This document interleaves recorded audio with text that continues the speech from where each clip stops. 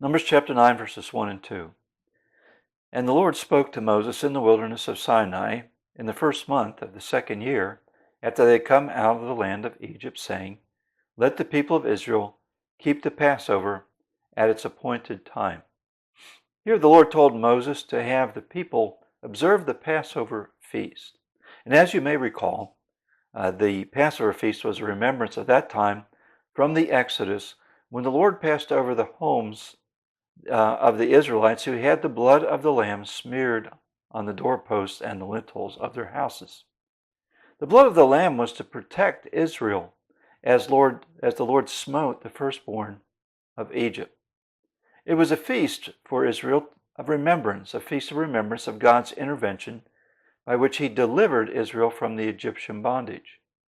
Now, there are many times in life when we reminisce about a good experience that we had in the past. I often talk with people about the good times that I've had fishing or on a vacation. Israel was always to remember the blessing of God's mercy and deliverance extended to them from their bondage in Egypt. This they would do as they observed the annual feast of the Passover. Remembering the good times helps us in the struggles of everyday life. Partaking of the Lord's Supper, communion, is a remembrance that is commanded for us in our Christian life. It is a remembrance meal that causes us to give reverence and thanksgiving for the blessings that God has granted to us by the work of Christ on the cross. But this remembrance is also designed to encourage us in our faith. It is good for us as believers to remember our deliverance from bondage. Christ is the Lamb of God who was sacrificed for our deliverance from our bondage to sin. In our services, we often partake of the Lord's Supper, a remembrance meal, to focus upon Christ's death on the cross, his body broken for us and his blood shed for us.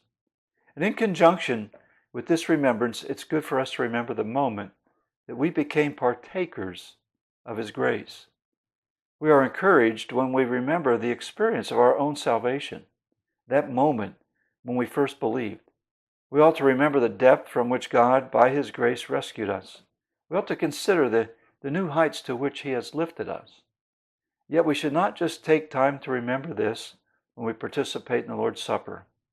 We ought to remember God's grace regularly, every day. It will encourage us and motivate us to walk by the Spirit. I encourage you to take some time today to reflect upon your conversion experience.